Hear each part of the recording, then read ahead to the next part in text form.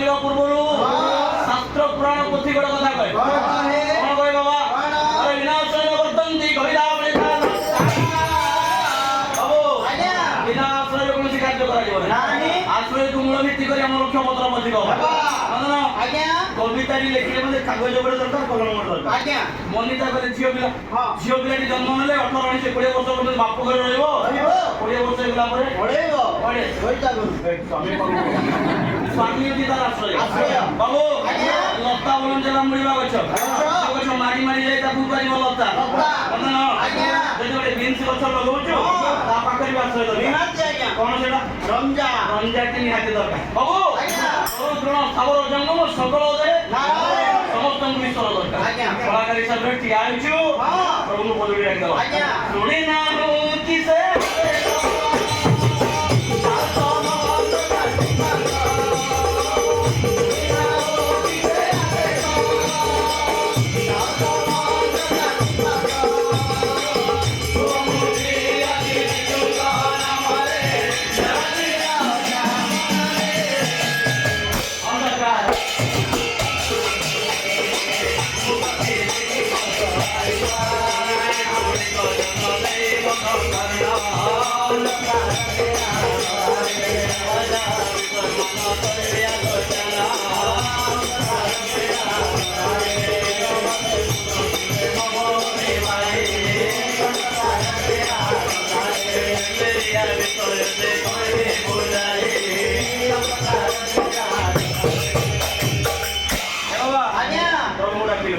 ବର୍ତ୍ତମାନ ଆମ ଲକ୍ଷ୍ୟ ପତ୍ର ପୋଥି କଥା କହୁଥିବ ହୁଁକୁ, ଗୀତ ଗାଉଥିବ ମୁହଁକୁ, କଥା କହିଲା ବେଳେ ଟିକେ ଜଣା କରିବ।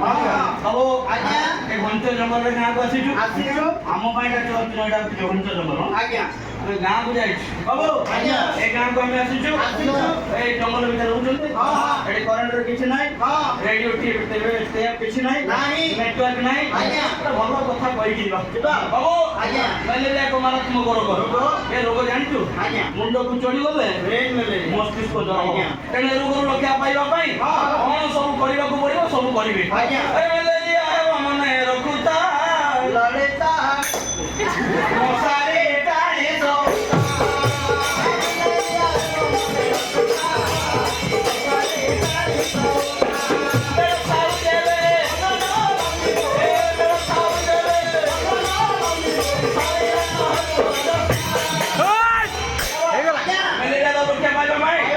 ମଶାରୀ ଟାଣିକି ଶୋଇବାକୁ ପଡିବ। ମଦନ ତମ ଘରେ ମଶାରୀ ଅଛି? ତମ ଘରେ କେତେ ଜଣ? 15 ଜଣ। ବାବୁ 15 ଜଣ ତମ ଘରେ ମଶାରୀ ଅଛି? କେତେଟା? ଗୋଟେ ମଶାରୀ 15 ଜଣ ହେଇଯାଉଛି। କାହିଁକି ଶୁଣୁଛ? କେମିତି ଟାଣୁଛ? ଦ୍ୱାର ବନ୍ଧରେ ମଶାରୀ ବାନ୍ଧୁଛୁ ଭିତରେ ଯାଇ ମଶାରୀ ବାନ୍ଧିବ ଝରକା ପଟେ ମଶା ଆସିବେନି ବାବୁ। ସେମିତି ନାହିଁ ବାବା, ମଶାରୀ ଟାଣିବା ତା ଭିତରେ ଯାଇକି ଶୋଇବା। କାହିଁକି ମାଇ ଏଣ୍ଡ ପିଲିସି ଯେ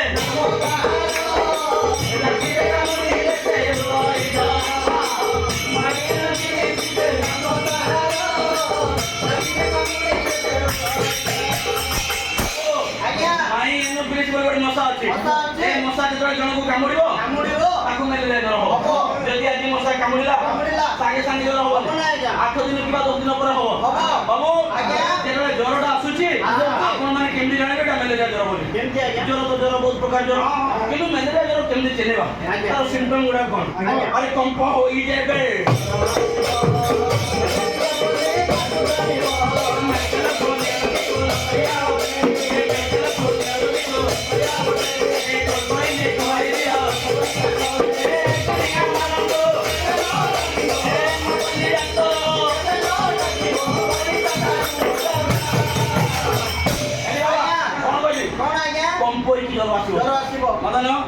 କମ୍ପ ମାନେ ଭୂମିକମ୍ପ। ଦେହଟା ଥରେ 4ଟା 5ଟା କମଳ ଘୋଡ଼ାଇଲେ ବି କାମ ଦବନି। ନିଆଁ ପାଖରେ ଯାଇକି ପୋଇବେ, ହେଲେ ବି ଜ୍ୱର ଛାଡ଼ିବ ନାହିଁ। ବାବୁ ଦିନ ଯାକ ଜ୍ୱର ହବ, ସନ୍ଧ୍ୟା 4ଟା ବେଳେ ଜ୍ୱର ଛାଡ଼ିବ, ରାତି ଯାକ ଭଲ ରହିବ, କାଲି ସକାଳେ ଦିନ ଯାକ ଭଲ ରହିବ। ଆଜି ଯୋଉ ସନ୍ଧ୍ୟା 4ଟା ବେଳେ ଜ୍ୱର ଛାଡ଼ିଲା, କାଲି ଠିକ 4ଟା ବେଳେ ଆଉ ଜ୍ୱର ଆରମ୍ଭ ହବ। ତାକୁ କି ଜ୍ୱର କୁହାଯିବ? ଶାଢ଼ୀ ଜ୍ୱର। ଶାଢ଼ୀ ଜ୍ୱର ନାହିଁ, ପାଣି ଜ୍ୱର। ବାବୁ ଏ ସମସ୍ତ ଲକ୍ଷଣ ଅଛି ମ୍ୟାଲେରିଆ ଜ୍ୱର ଲକ୍ଷଣ। ଲକ୍ଷଣ। କମ୍ପିବ ଦେହ ଥରିବ। ଆଜ୍ଞା। ଶୀତ ଜୋର ହେବ। ହବ। ହବ। ଆଜ୍ଞା। କେବଳ ସେତିକି ନୁହଁ। ଆଜ୍ଞା। ଆରେ ଅଣ୍ଟା ବ୍ୟଥା ମୁଣ୍ଡ ବ୍ୟଥା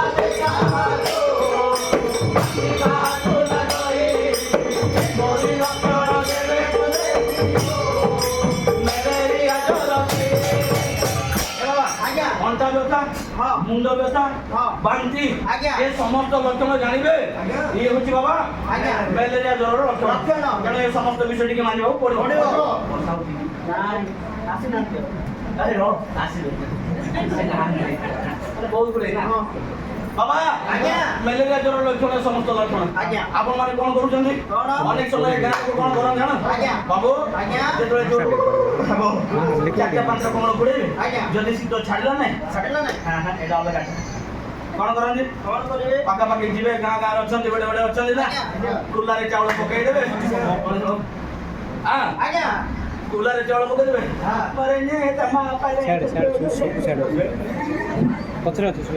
ଜମା ସେ ଭୁଲ କରନ୍ତୁ ନାହିଁ। ନାହିଁ। ଏ ବାବା ଆଜ୍ଞା। ଜମା ସେ ଭୁଲ କରିବେ ନାହିଁ। କରିବେ ନାହିଁ। ଗାଁରେ ଆଶା ଦିଦି ଅଛନ୍ତି ହଁ। ଆଶା ଦିଦିଙ୍କ ପାଖକୁ ଯିବେ ଯିବେ। ରକ୍ତ ପରୀକ୍ଷା କରିବେ। ରକ୍ତ ପରୀକ୍ଷା କରୁଛନ୍ତି ପାସ୍ ହବ। ଜଣା ପଡ଼ିବ। ଜଣା ପଡ଼ିବ ପରୀକ୍ଷା ତ ରକ୍ତ ପରୀକ୍ଷାରୁ ଯଦି ଜଣା ପଡ଼ିବ ମ୍ୟାଲେରିଆ ହଉଛି ବୋଲେ କ୍ଲୋରୋକୁଇନ୍ ବଟିକା ପ୍ରିମାକୁଇନ୍ ବଟିକା କୋଇନାଇନ୍ ବଟିକା ଏ ସମସ୍ତ ବଟିକା ଗୁଡ଼ାକ ଡାକ୍ତରଙ୍କର ପରାମର୍ଶ କ୍ରମେ ଖାଇବାକୁ ଦେବେ। ଏ ସମସ୍ତ ବିଷୟ କଲେ ଆମେ ମ୍ୟାଲେରିଆ ରୋଗରୁ ରକ୍ଷା ପାଇବା। ଆଜ୍ଞା। ମଶା ଥିଲେ ହଇରାଣ ଆଜ୍ଞା। ମଶାକୁ ଘଉଡ଼ିବାର କେମିତି ଘଉଡ଼ି ଆଜ୍ଞା ବାଜା ବଜେଇକି। ଆରେ ଘର ଦୁଆର ଗାଁ ଦାଣ୍ଡକୁ କରିବା ପରିଷ୍କାର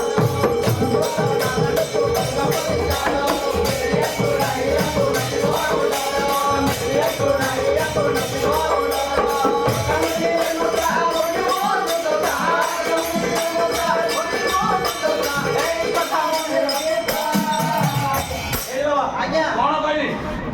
କଣ କହିଲି? ଆଜ୍ଞା। ଘର ଦୁଆର ଗାଁ ଦାଣ୍ଡକୁ ସଫା କରିବା। ମଦନ ଆଜ୍ଞା। ଘର ଦୁଆର ଗାଁ ଦାଣ୍ଡ କେମିତି ସଫା ହବ? ବହୁତ ସହଜ ଆଜ୍ଞା। କେମିତି? ଆଜ୍ଞା ଜେସିବି ଗାଡ଼ି ଗୋଟେ ଆଣିବେ ଘର ଦୁଆର ଗାଁ ଦାଣ୍ଡକୁ ସଫା କରିବେ। ଏତେ ସହଜ ଆଜ୍ଞା। ଜେସିବି ଗାଡ଼ି ଯଦି ଆଣିକି ଘରଟା ସଫା କରିବ ମଣିଷ ରହିବେ କୋଉଠି?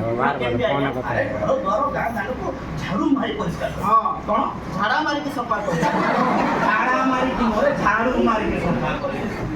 ମଦନ ଆଜ୍ଞା। ସେଥିପାଇଁ ମୁଁ ବାରମ୍ବାର କହୁଛି ତମର ପଦ ଗୁଡାକ ଜମା ଭଲ ନୁହଁ। ଭଲ ନାହିଁ। ବାବୁ ଆଜ୍ଞା। ଆମେ ଘର ଦ୍ୱାର ଗାଁ ଦାଣ୍ଡକୁ ସଫା କରିବା ଝାଡୁ ମାରିକି ପରିଷ୍କାର କରିବା କରିବା। ଅଳିଆ ଆବର୍ଜନା ମନ ଇଚ୍ଛା କିଛି ସେଠି ଫୋପାଡ଼ିବା ନାହିଁ। ନାଇଁ ଦୟାକରି ଘରେ ସାଇତି କରି ରଖନ୍ତୁ। ମନଇଚ୍ଛା ଫୋପାଡ଼ିବେ ନାହିଁ। ମନ ଇଚ୍ଛା ଫୋପାଡ଼ିବ ନାହିଁ ମାନେ ମନ ଇଚ୍ଛା ଫୋପାଡ଼ିବ ନାହିଁ ଯୋଉଟା ପୋଡ଼ିବା କଥା ପୋଡ଼ିବ ଯୋଉଟା ପୋତିବା କଥା ପୋତିବ। ବାବା ଆଜ୍ଞା। ଯୋଉ ପାଣି ଜମି ରହେ ହଁ। ପାଣି ଯୋଉଠି ଜମି ରହେ ସେଗୁଡାକ ମାଟି ପକେଇ ସମତଳ କରିଦେବେ। କରିବା। କାହିଁକି ଯୋଉଠି ପାଣି ଜମି ରହିବ ଆଜ୍ଞା। ସେଗୁଡାକ ମଶା ଗୁଡାକ ଅଣ୍ଡା ଦିଅନ୍ତି। ଆଜ୍ଞା। ତେଣୁ ଯୋଉଠି ପାଣି ଜମୁଛି ଆଜ୍ଞା। ମାଟି ପକେଇଦବ। ଆଜ୍ଞା। କୋଉଠି? ଆଜ୍ଞା କୂଅରେ ପୋଖରୀରେ ପାଣି ଟାଙ୍କିରେ ଜାଗରେ ପାଣି ଜମି ଅଛି ନା ଆଜ୍ଞା। ସମୁଦ୍ରରେ ବି ପାଣି ଜମି ରହିଛି ମାଟି ପକେଇ ସମତଳ ଜମା କଥା ଶୁଣୁ ନାହିଁ ଅଦରକାର ପାଣି ଯୋଉଠି ପାଣି ଜମି ରହିଲା ଆଜ୍ଞା। ମାଟି ପକେଇ ସମତଳ କରିବା। ଆଜ୍ଞା। ବାବୁ ଆଜ୍ଞା। ଆଉ ଗୋଟେ ବିଷୟ ହଁ। ଆମେ ଘରେ ପାଇଖାନା ତିଆରି ତିଆରି କରିବା। ନ କଲେ ହବ ହବ ନାହିଁ। ନାହିଁ। ଆମେ ଯୋଉ କଥା କହିଲ କଣ ଝାଡ଼ା ମାରିବ ହଁ। ଜମା ସେମିତି ବାହାରେ ଛାଡ଼ିବାନି କରିବା ନାହିଁ। ଘରେ ପାଇଖାନା ତିଆରି କରିବ। ନିହାତି। ତେଣୁ ହଁ। ଆମେ କହୁଛୁ ଘରେ ପାଇଖାନା ଦରକାର। ନିହାତି ଆଜ୍ଞା। କଣ ଦରକାର? ପ୍ରତି ଘରେ ମାଇକିନା ଦରକାର। ପାଇଖାନା ବାବା ସମସ୍ତ ବିଷୟରେ କି ମାନିବା ନହେଲେ ହେଇପାରିବ ନାହିଁ। ବିଦ୍ୱାନ ମଣ୍ଡଳୀ ଏ ସମସ୍ତ କଥା କହିଲା ବେଳେ ଅନେକ ଲୋକ ରାଗି ଯାଉଛନ୍ତି କାହିଁକି ଏ କଥା କହୁଛନ୍ତି ଏ ସମସ୍ତ ବିଷୟ ଆମର ପର୍ବତ ଅଛି ଡଙ୍ଗର ଅଛି ଭଲ ଅଛି ନାଇଁ ନାଇଁ ବାବା ଆମେ ବାହାରେ ଯୋଉଠି ଯାଉଛୁ ଆମ ପାଇଁ ବିପଦ। ତେଣୁ ଶିକ୍ଷିତ ହବାର ଅଛି ଆମ ପିଲାମାନଙ୍କୁ ପାଠ ପଢାଇବା। ଆମେ ଆଦିବାସୀ ଲୋକମାନେ ସବୁ ଅଛୁ ତେଣୁକରି ଆମେ ଜଙ୍ଗଲରେ ଅଛୁ ଆମେ କିଛି ଭଲ ମନ୍ଦ ବିଷୟ ଜାଣିନୁ ତେଣୁ ଆମେ ଶିକ୍ଷିତ ହବା। କଣ ହବା? ଶିକ୍ଷିତ। ପାଠ ପଢିବା। ଆଜ୍ଞା। ପାଠ ପଢୁଛୁ? ପଢୁଛି ଆଜ୍ଞା। ହଁ କେତେ? +3 ଆଜ୍ଞା ଦଶମଟା କୋଉଠି ହେଲେ ନାହିଁ। ଦଶମ ଫେଲ୍ ହେଇଛୁ ଆଜ୍ଞା। ଆରେ ଦଶମ ଫେଲ୍ ହେଇକି +3 କେମିତି କଲୁ? ହଁ କରୁଛି ନା। +3 ପାସ୍ କଲୁ ନା ଫେଲ୍ କରିଗଲା। ଆଉ ପାସ୍ କରିନୁ ନା। +3 କେମିତି ହେଲୁ? ହଁ କରୁଛି ନା। କାଇଁ କେମିତି କଲୁ? କହିବି ଆଜ୍ଞା। ହଁ ଆକ୍ଚୁଆଲି ମୁଁ ଦଶମ ଫେଲ୍ ହେଇଗଲି ଆଜ୍ଞା। ଦଶମ ଫେଲ୍ ଫେଲ୍ ହେଲା ପରେ ସ୍ତ୍ରୀ ଗୋଟେ ଧରିକି ଆସିବି ଆଉ। ଏ ରହ ପ୍ଲସ୍ ଥ୍ରୀ କେମିତି କଲ ମୁଁ ସେଇଟା ପ୍ରୋସିଜର କହୁଛି ପରା ଆଚ୍ଛା ଦଶମ ଫେଲ୍ ହେଲ ଆଜ୍ଞା ତାପରେ ତମେ ଗୋଟେ ସ୍ତ୍ରୀ ଆଣିଲ ଆଜ୍ଞା ଆଜ୍ଞା ସତ କହୁଛି ସ୍ତ୍ରୀ ଆସିବାର ମୋର ପ୍ଲସ୍ ହେଲା ଆଜ୍ଞା ସିଙ୍ଗଲ ଥିବ ସେ ଆସିବାର ପ୍ଲସ୍ ହେଲା ଆଜ୍ଞା ତାପରେ ଆଜ୍ଞା 3 ବର୍ଷରେ 3ଟା ଛୁଆ ପ୍ଲସ୍ ଥ୍ରୀ ଶିକ୍ଷା ଦେବ ଆଜ୍ଞା ଦଶମ ଫେଲ୍ ହେଲେ କଣ କରିବେ କହୁନାହାନ୍ତି ସେଥିପାଇଁ ପିଲାମାନେ ଭଲରେ ପାଠ ପଢନ୍ତୁ ଭଲ ମଣିଷ ହୁଅନ୍ତୁ ଯଦି ଦଶମ ଫେଲ୍ ହେବେ ମୋର ଭଳି ଆରାମସେ ପ୍ରସ୍ତୁତ କରିବେ अरे पढ़िबाकू मजा नाही रे पढ़िबाकू मजा नाही रे लेखिबाकू मजा नाही रे लेखिबाकू मजा नाही रे पढ़िबाकू मजा नाही कि लेखिबाकू मजा नाही हम पिला मानकू पाठ पढेबा वो हेउ जो हेगो बाबर कोन नाही ओ तो आदिवासी लोक मानकर चिंता कोन ए पोटा पढले मते खाइबाकू दबो जमीन मा चाष बास करिवो जदि मु गोटे बापाटा ना हमर पोड जेतले जोर मुंड बथा हबो मते औषध दबो मरि गला बेले मोरे निया दबो ସେଥିପାଇଁ ପୁଅକୁ ପାଠ ପଢାନ୍ତି ଝିଅକୁ ପାଠ ପଢାନ୍ତି ନାହିଁ ସମସ୍ତେ ଭୁଲ କରନ୍ତୁ ନାହିଁ ବାବୁ ପୁଅ ହେଉ ଝିଅ ଝିଅର ସମ୍ପୂର୍ଣ୍ଣ ସ୍ୱାଧୀନତା ରହିଛି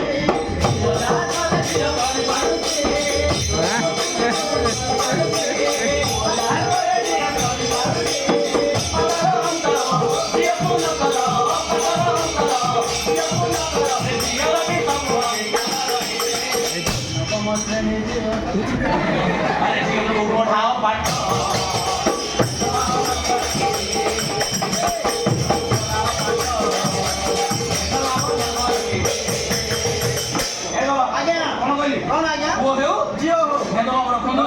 पाठ पढ़ेगा कारण पुअर जतिक अधिकार झीर मत जतिक बाबा नहले हेई पारिबो जदि पुअटा पाठ पढ़िला घर मनुष्य हो जदि पाठ पढ़िला नाही बाबा तार भी करामती अछि झीटा पाठ न पढ़ले कोन ससुर घर पळेबो किंतु पुअटा पाठ न पढ़ले को करियो खाई के लेबो खाई के लेबो नै बापा जे खाई रहला बापा से कहे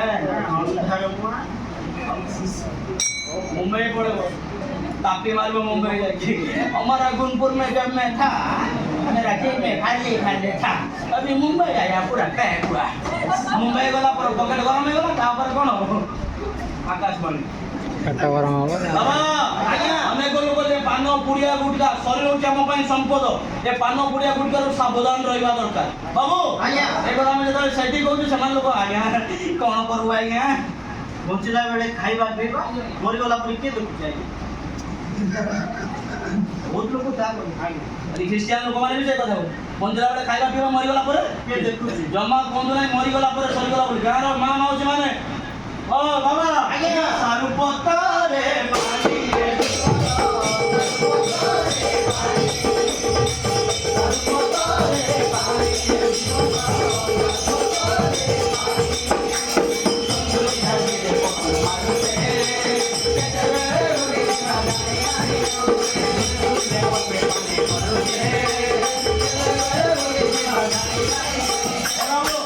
सारू पत्र पानी पानी आपण मान देखिंती बरा सारू पत्र जोने को धोना नाही वो ना लोक आजकली पार्टी को आपण मान निजो ना लाज पडते सारू पत्र देखिले नाही एमदी बरा सारू पत्र भाई नाही एमदी ना बड़ बड़ सारू पत्र एमदी रहिबो ना एटा ता नाडा दो हां सेडा का बाबू आज्ञा सारू पत्र रे पानी पानी रहिबो की पानी केबे नाही रहू जाय अंडा बडे अंडा बड़ी टिकी लायो सारू पत्र रे पानी ए बाबू आज्ञा सारू पत्र तार अर्थ होची पृथ्वी रे थिबा पानी टिके बड़ी पानी सिउचा आपण माने उमु बाबा आज्ञा सारू पत्र रे पानी सुलसुलिया धीरे पवन मारुची ए ज्वर मुंड बता बेमार कष्ट दुख समस्या निंदा ताड़ना अपमान एटा सुलसुलिया पवन যদি सुलसुलिया पवन धीरे धीरे बसिबो ताले पानी टा रहिबो रहिबो ना रहिबो जदि अधिका पवन एमती हे गला पड़ दियो पानी बाबा आज्ञा पानी फुटेगा हमारा जीवन आज है कल नहीं सुबह आएगा शाम को चला जाएगा खुशबू की तरह फुलर वासना बड़ी एबे अछि कल के नहीं कि अनेक लोग भावुछन्ती सत्य की टाटा द्वारा तयारी भाबे कोइटा कर देबो आज देखा दे बाबू बाबू आज्ञा सेमदी नाही बाबा नाही एटा टाटा द्वारा मेला न एटा कोन पानी बंधु पानी अरे समस्ते पानी बाबा आज्ञा भाबु चुकाई तुई मरि गले मनुष्य दिन सरी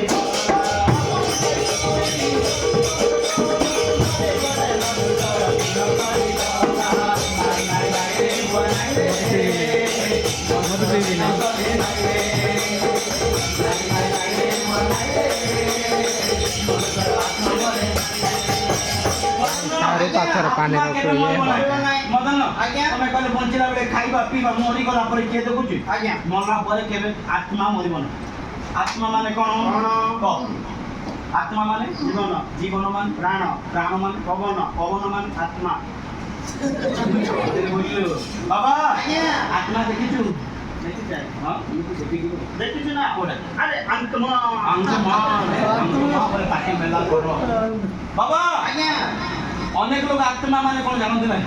ବୁଝିଲ ନା? ହଁ। ମଦନ ଆଜ୍ଞା। ଦେଖ ଗୋଟେ ଆତ୍ମା କହିବି ନା। କୁହନ୍ତୁ। ଯଦି ମୁଁ ଜ୍ୱର ହେଇଗଲି ହଁ, ହଁ। ମୁଁ ହଁ। ଜ୍ୱର ହେଇଗଲି 2 ବର୍ଷ ହେଲା ତଳେ ପଡ଼ିଛି। କେତେ ବର୍ଷ? 2 ବର୍ଷ। 2 ଲକ୍ଷ ଟଙ୍କା ସରିଗଲା। ସରିଗଲା। କେତେ ସରିଲା? 2 ଲକ୍ଷ। ମୁଁ କଥା ହଉନି, ବାର୍ତ୍ତା ନାହିଁ, କିଛି ନାହିଁ। ସେଠି ମଳ ତ୍ୟାଗ କରୁଛି, ସେଠି ପରିଶ୍ରା କରୁଛି। ଆଜ୍ଞା। ସରି, ସେଠି ମଳ ତ୍ୟାଗ କରୁଛି, ସେଠି ପରିଶ୍ରା କରୁଛି। ଆଜ୍ଞା। ବାବୁ ଆଜ୍ଞା। ମୋ ଘର ଲୋକ ମତେ ପୋତି ଦେବେ କି? ନାହିଁ। ପୋତିବେ କି? ନାହିଁ। କାହିଁକି? ଆତ୍ମା ଅଛି ଆଉ। ଅଛି, ଅଛି। ହେଇଛି ରେ ପୁଅ 2 ବର୍ଷ ନାହିଁ 3 ବର୍ଷ ହେଇଗଲା, 5 ଲକ୍ଷ ଟଙ୍କା ସରିଗଲା। ନାକ ପଟେ ଅକ୍ସିଜେନ ଦେଇକି ରଖିଥିବେ। ମୁଁ କଥା ନାହିଁ, ବାର୍ତ୍ତା ନାହିଁ, ଖାଉନି ପିଉନି, ସେଠି ମଳ ତ୍ୟାଗ କରୁଛି, ସେଠି ପରିଶ୍ରା କରୁଛି। ବାପା ମା ପୋତିବେ କି? ପୋତିବେ? ଗାଁ ବାଲା କି ହିନ୍ଦୁ ଲୋକ ପୋଡ଼ି ଦେବେ କି? କାହିଁକି? ଆତ୍ମା ଭେରି ଇମ୍ପୋର୍ଟାଣ୍ଟ ଅଛି। ଉପର ତଳ ହଉଛି ଯେତେବେଳେ ପଳେଇଲା କଣ ପଳେଇଲା? ଆତ୍ମା। କଣ ପଳେଇଲା? ଆତ୍ମା। କୁଆଡ଼େ ଗଲା? ପଚାରନ୍ତୁ ସବୁ ଖ୍ରୀଷ୍ଟିଆନ। ଆତ୍ମା କୁଆଡ଼େ ଗଲା?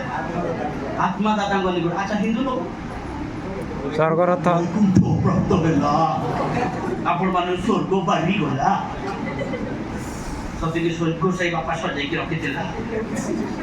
20ଟା ମଣିଷ ମରିଥିଲେ ମଧ୍ୟ ତାର ସମାଧି ପାଖରେ ଗଲା ଗୋଟେ ସ୍ୱର୍ଗ ଦେଖିଥିବେ, ନର୍କ ତ ଦେଖିବେ ନାହିଁ। ବାବୁ ଆଜ୍ଞା। ଆତ୍ମାର ସ୍ଥାନ ଅରେ ଦୁଇ ଜାଗା, ଗୋଟେ ନରକ ଆଉ ଗୋଟେ ସ୍ୱର୍ଗ।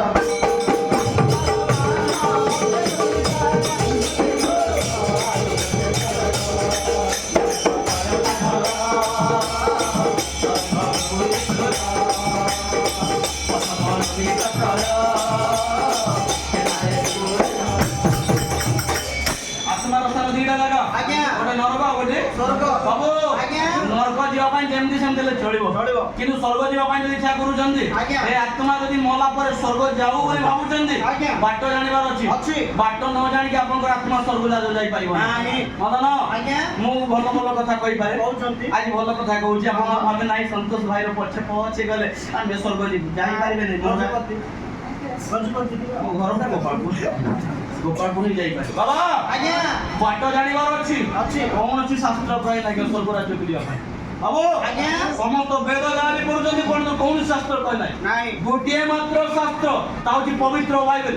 ଯୌନ ଲିଖିତ ସମାଚାର 14 ପର୍ବ 6 ପଦରେ ଯୀଶୁ କହିଲେ ମୁଁ ପଥ ସତ୍ୟ ଓ ଜୀବନ, ମୋ ଦେଇ ନ ଗଲେ କେହି ସ୍ୱର୍ଗ ରାଜ୍ୟକୁ ବା ପିତାଙ୍କ ନିକଟକୁ ଯାଇପାରିବ ନାହିଁ। କେନାଡ଼ା ଜୀବନର ପଥଠୁ ଯୀଶୁଙ୍କୁ ଠାରେ ବିଶ୍ୱାସ କରିବା ଦ୍ୱାରା, ଯୀଶୁଙ୍କୁ ନିଜର ପରିତ୍ରାଣକର୍ତ୍ତା ଭାବେ ଗ୍ରହଣ କରିବା ଦ୍ୱାରା ଆପଣମାନେ ସ୍ୱର୍ଗ ଯିବେ। ଏ ମାମୁଁ ବର୍ଷ ଯାକ ପୂଜା କରୁଛୁ ଗାଁରେ, ଇଏ ଖୋଲାରେ ଦେଖୁଛୁ, ପିତୁଳି ଦେଖୁଛୁ, ଆପଣ ମଲା ପରେ କୁଆଡ଼େ ଯିବେ କୁହନ୍ତୁ? এই হচ্ছে আমার সেবা কাজ। যীশুଙ୍କୁ ଠାରେ ବିଶ୍ୱାସ କରିବା ଦ୍ୱାରା, ଯୀଶୁଙ୍କୁ ନିଜସ୍ୱ କରିବା ଦ୍ୱାରା, ପରିତ୍ରାଣକର୍ତ୍ତା ଭାବରେ ଗ୍ରହଣ କରିବା ଦ୍ୱାରା ଆପଣ ସ୍ୱର୍ଗ ରାଜ୍ୟ ଯାଇପାରିବେ। ତେଣୁ କେନାଡ଼େ ଜୀବନର ପଥଠୁ ସ୍ୱର୍ଗ ଯିବାର ଅଛି, ଯୀଶୁଙ୍କୁ ଧର ସ୍ୱର୍ଗ ରାଜ୍ୟ ଚାଲ। ତେଣୁକରି ନିଶ୍ଚିତ ଆପଣମାନେ ପ୍ରାର୍ଥନାରେ ତୋଳି ଧରିବେ। ଏଭଳି ଅନେକ ଆମ ପାଖରେ ବହୁତ ଗୁଡ଼େ ଆମର ଏଇ ଯେଉଁ ସୁସମାଚାର ସେବା କାର୍ଯ୍ୟ ଦ୍ୱାରା 2012 ରାତିରେ ମୁଁ ସେବା କାର୍ଯ୍ୟ କଲି, ଆଜିକି 2024 ଅନେକ ଟେଷ୍ଟିମୋନି ମୋ ପାଖରେ ଅଛି। ପାଲା ମାଧ୍ୟମରେ ଗୋଟେ ଗୋଟେ ଗାଁ ପରିବର୍ତ୍ତନ ହୋଇଛନ୍ତି। ଏ ପାଖରେ ଯଦି କହିବି ଯାଇଥିଲୁ ଆମେ ଗୁଇରିଗୁଡ଼ା 2012 ମୁଁ ଆସିଥିଲି 13ରେ ସେ ପୁଟୁଣି ସହିତ ଝଗଡ଼ା ହେଇଥିଲା, କିନ୍ତୁ 2017ରେ ଆଜି ଯଦି ସେ ଗାଁକୁ ଯିବୁ, ଯୀଶୁଙ୍କୁ ନ ଜାଣିବା ଲୋକ ଜଣେ ମଧ୍ୟ ନାହିଁ।